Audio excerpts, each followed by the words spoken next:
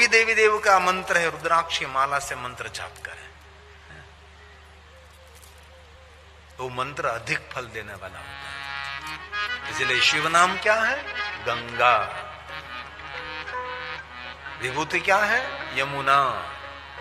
रुद्राक्ष क्या है? विधि नाम प्रोक्ता। ये ब्रह्मा जी ने गाया है।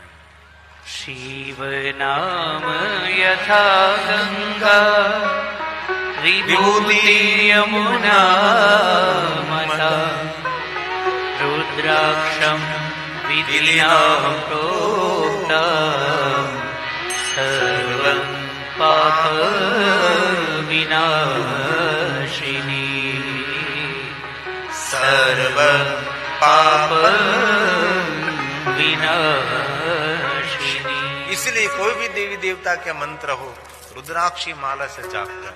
पूरा माला शास्त्र है ना, काष्ठ की माला, चंदन की माला, तुलसी की माला, स्फटिक की माला, धातु की माला, लेकिन माला माल कर तुलसी की माला, ये माला माल करने वाली कोई माला है तो ये है रुद्राक्ष की माला। इसलिए कोई भी मंत्र रुद्राक्ष की माला से जाप करे। कई लोग कहते हैं कि माला जप करने से भगवान मिलता है। अरे भगवान मिले न मिले, लेकिन रुद्राक्ष की माला से जाप करने से हमारा मन के तरंग शांत हो जाते हैं। तो हम लोग बहुत विचार करते हैं, बहुत विचारों को एक स्थान पर केंद्रित करने के लिए बड़े सहायक रुद्राक्ष की माला है। इसलिए रोज पंचाक्षर मंत्र की एक माला करें। वास्तव में तो देखते हैं तो 6 माला करनी चाहिए ना। नमः शिवाय 5, ओम लगा दिया 6, रोज की 6 माला करें पंचाक्षर मंत्र की। यहां से शुरुआत करें, यहां पूर्ण करें।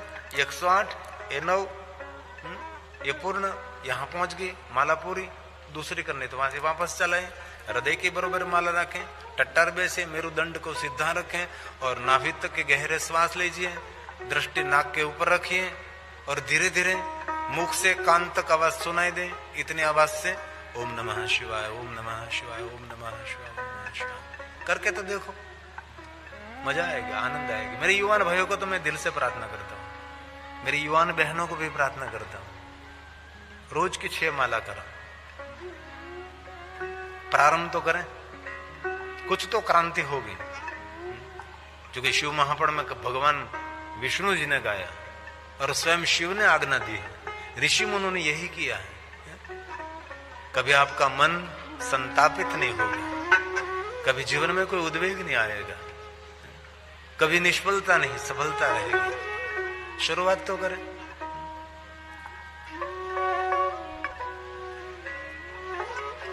रुद्राक्ष धारण करें। 2 माला लीजिए, एक पहनने के लिए अलग और दूसरी जाप करने के लिए। पहनने के लिए छोटे रुद्राक्षी माला लीजिए और जाप करने के लिए बड़ी रुद्राक्षी माला। और एक रुद्राक्षी माला पहनो, दूसरी रुद्राक्षी माला से जाप करो तो एक अम्बा कोटि गुणितम, कोटि गुना फल मिलता है। इसलिए बहुत मेरी नम्र विनंती है मेरे युवान भाइयों को, सुबह सुबह में मोबाइल पकड़ने की जरूरत नहीं है। सुबह सुबह में माला पकड़ो, माला माल हो जाओगे। इसीलिए भगवान विष्णु जी ने नारद जी को सुंदर मार्गदर्शन दिया है। इसलिए रुद्राक्ष धारण करो, रुद्राक्षी माला से मंत्र जाप करो। अब भगवान विष्णु कहते हैं, नारद सुनिए, मैं आपको और 3 बात कहता हूं। 3 बात कही, भस्म, शिवनाम, रुद्राक्ष, आपका मंगल होगा। और 3 बात, एक श्लोक में 3 बात, ध्यान दीजिए। विष्णु स्वयं बोल रहे हैं, शृणुषैवीं कथा नित्यं वद शैवीं कथां सदा पूज्य स्वातीयतेन शिवभक्ता पुनः पुनः शिवभक्ता पुनः पुनः। नारद जी भगवान महादेव की कथा का श्रवण करो और कथा सुनकर कथा का मनन करे, मनोमंथन करे। रात ने 3 घंटे कथा सुनी, कथा सुनकर थोड़ा मन में विचार तो आना चाहिए ना कि हमने क्या कथा सुना। कथा का चिंतन, कथा का मनन करे, मनोमंथन करे और महादेव के भक्तों के संग में रहकर शिव भक्तों की सेवा करो।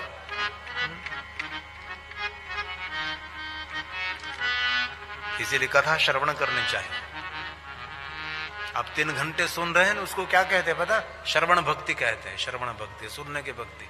और नवधा भक्ति में ये श्रेष्ठ है, श्रोत्रेण श्रवणम, कथा सुनना और भगवान की उपासना है, अनुष्ठान है ना। आप यहाँ बैठे बैठे सुन रहे हैं, हमारे बहुत सारे भक्त अपने मोबाइल में गिरी बाबा ऑफिशियल यूट्यूब चैनल में सुन रहे हैं, कोई टेलीविजन में सुन रहे हो ना। ये कथा आस्था टीवी में तो नहीं हमने दी है, बाकी तो आस्था टीवी में जो कथा रहती तो हमारी 180 देश कथा सुनते हैं, लेकिन सभी कथा नहीं हमें दे सकते हैं। कोई सक्षम व्यक्ति है, उनकी कथा आस्था टीवी में आ सकती है। इसलिए ये भक्ति है, श्रवण भक्ति। 3 भक्ति की प्रधानता है। वाणी से परमात्मा का जाप करें, मन से परमात्मा का चिंतन करें, चिंतन कुमार। लेकिन कभी भगवान का चिंतन नहीं करता, नाम रखा चिंतन कुमार। इसलिए पहले भक्ति श्रवण करने की भक्ति है। श्रोत्रेण श्रवणं तस्य वचसा कीर्तनं तथा मनसा मननं तस्य महासाधन उच्यते। महासाधन उच्यते। ये साधन नहीं, ये महासाधन है। कथा श्रवण करने का, परमात्मा तक पहुंचने का साधन है ये कथा है। इसलिए कथा श्रवण करने की जो महिमा अद्भुत है। लेकिन बहुत दिल से कहता हूं, अच्छे पुस्तक पढ़ने की आदत बनाइए, श्रेष्ठ बात सुनने की आदत बनाइए। कभी किसी की निंदा नहीं, किसी के कभी की छिद्र खोलने की बात नहीं, कभी नहीं। दूर रहो उनसे, हजारों योजन दूर, हजारों योजन दूर रहो। गलत बात, गंदी बात नहीं, कभी नहीं, कभी नहीं। भद्रम कर्ण विष्णु याम देवा। ऋषि मुनियों ने कहा है देवताओं कृपा करो, अब भद्र बात सुनने का अवसर न मिले। भद्र भद्र भद्र भद्र, श्रेष्ठ श्रेष्ठ वार्ता, श्रेष्ठ श्रेष्ठ भगवान की कथा, सुंदर सुंदर बात सुनने का अवसर मिले हमको। ऐसे ऋषि मुनियों ने भगवान को कहा है। हरि ओम भद्रम कर्णेभिः शृणुयाम देवा भद्रम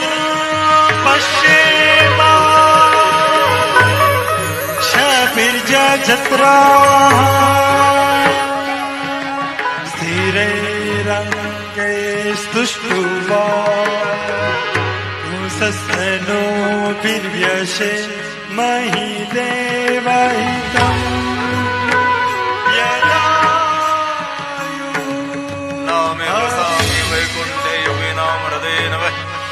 मद भक्ता यत्र गायन्ते, मैं वहां निवास करता हूँ। मेरा भक्त जहाँ गायन करते हैं, मेरे गुणगान करते हैं।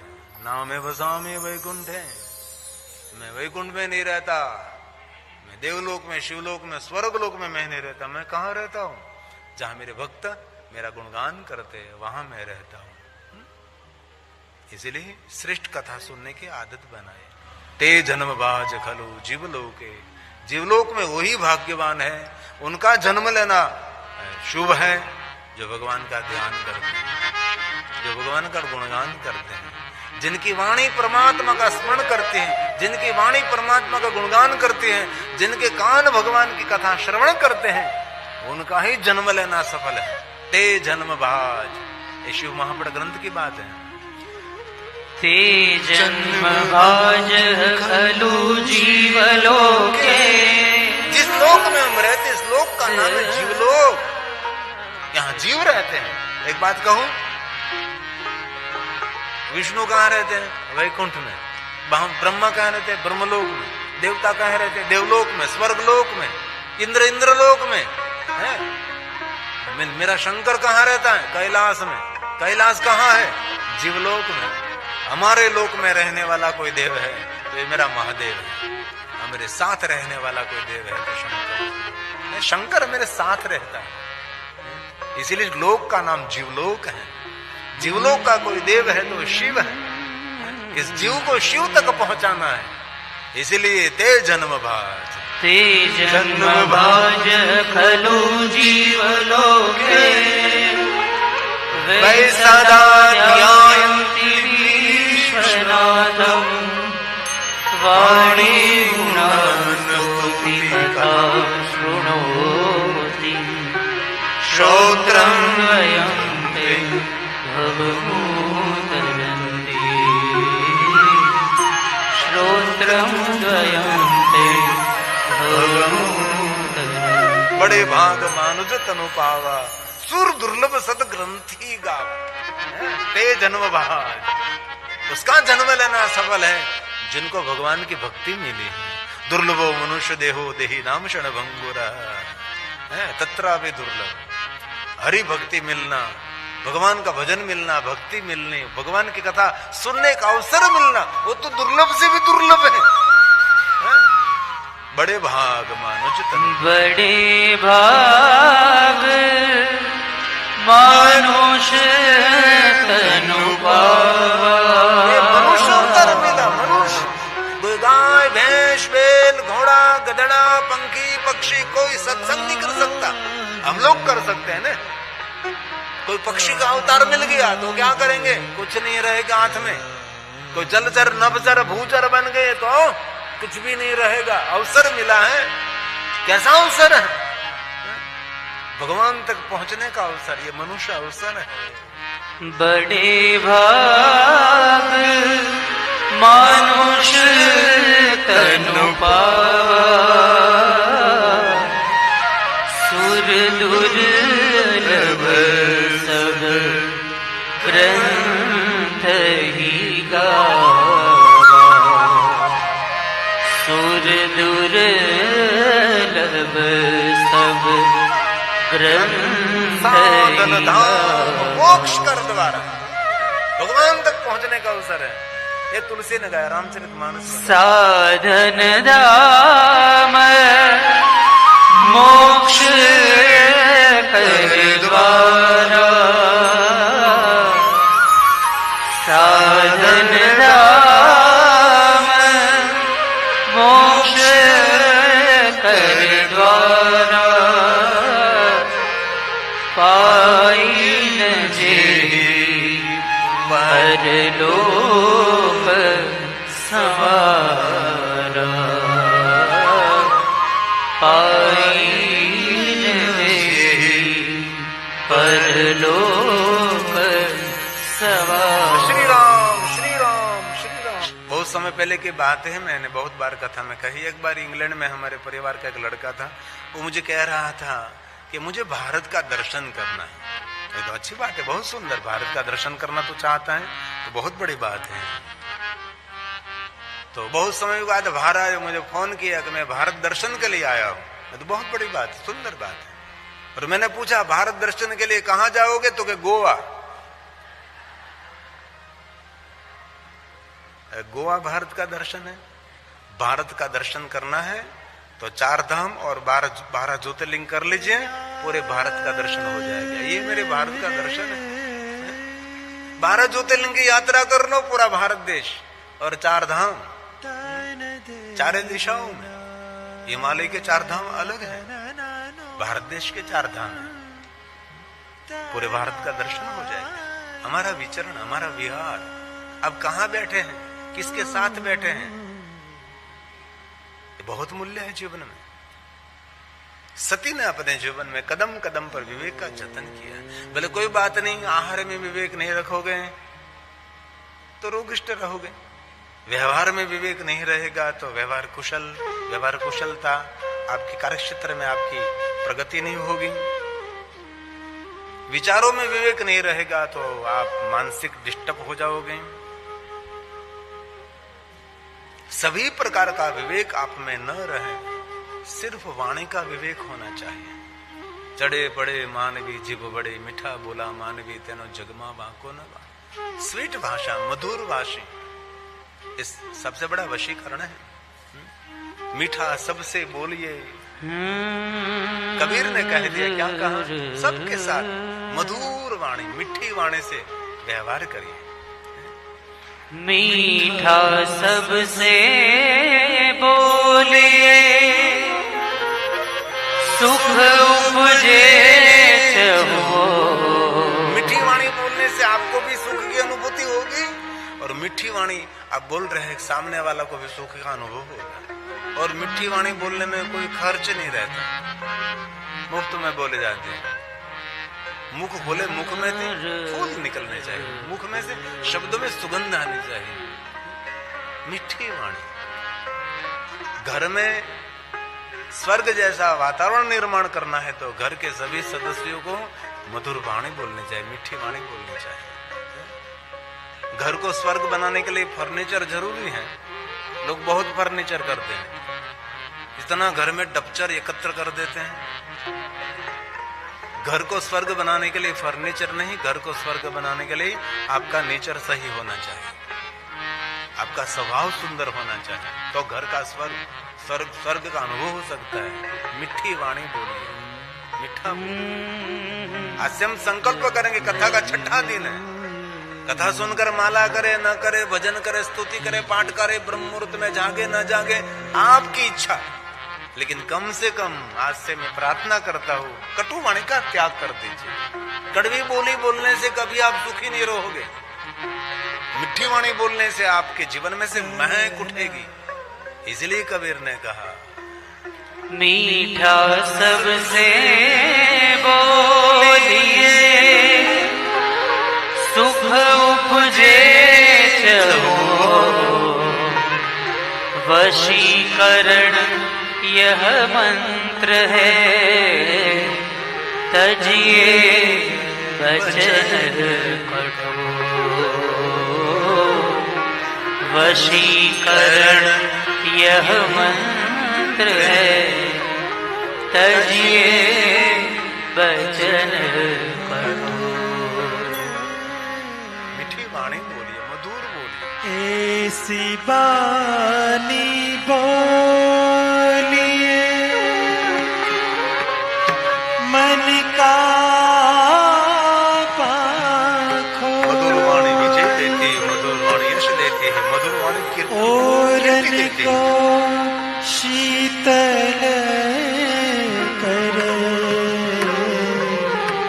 ओरन को शीतल करे, आप हो शीतल हो,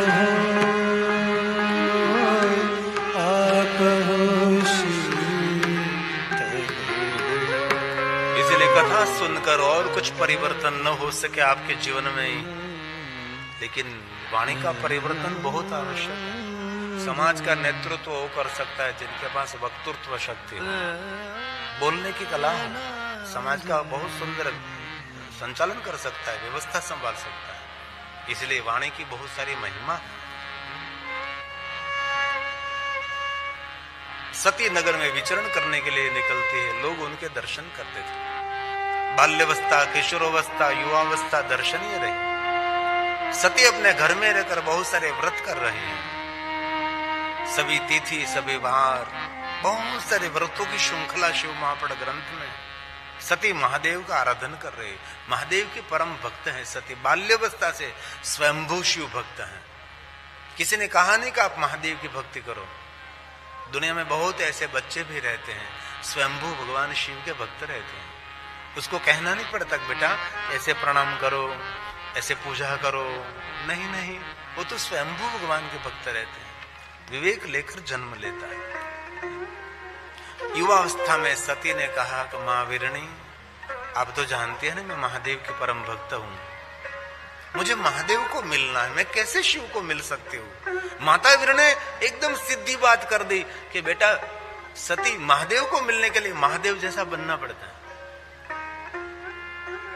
तपस्वी नहीं बनने पड़ेगी आपको, योगी नहीं बनना पड़ेगा। घनघोर जंगल में जाकर कठिन तपस्या करने से आपको महादेव मिलेंगे। सती ने बात पकड़ ली। माता वीरणी को कहा, मां आप मुझे आज्ञा दीजिए और साथ में आशीर्वाद भी दीजिए। मैं घनघोर जंगल में जाकर कठिन तप करूंगी और महादेव को मैं मिलूंगी।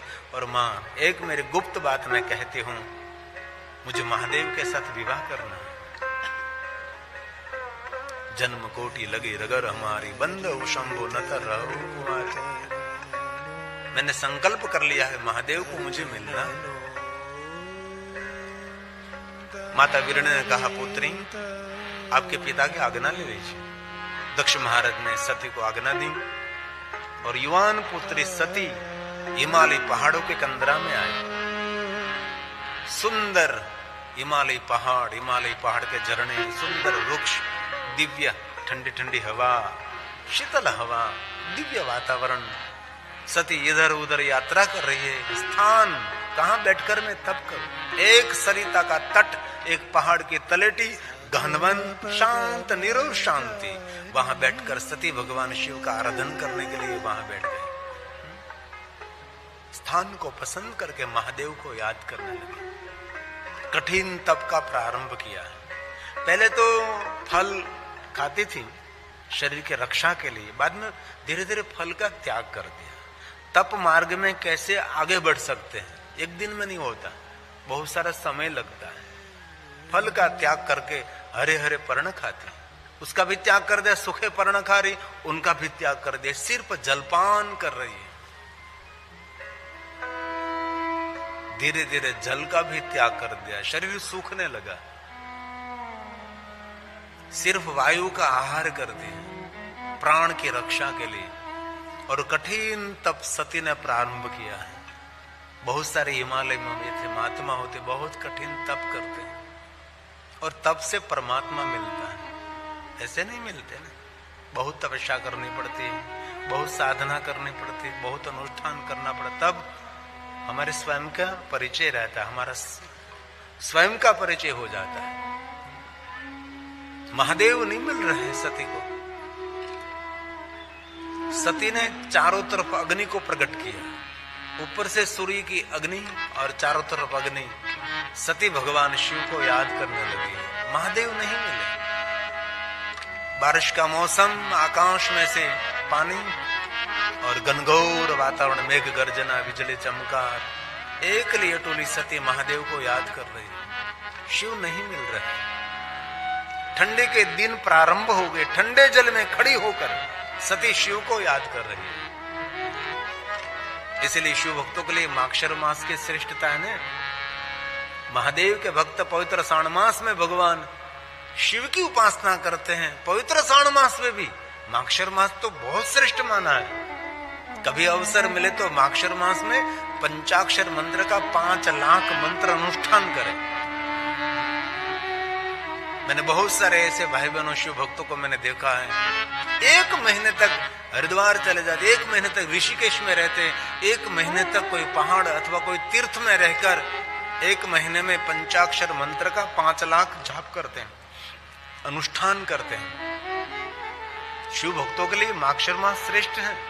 अभी कार्तिक पूर्ण होने के बाद माक्षर मास शुरू होगा और माक्षर मास में शुक्ल पक्ष की छठी के दिन भगवान कार्तिकेय का प्रागट्य दिन है।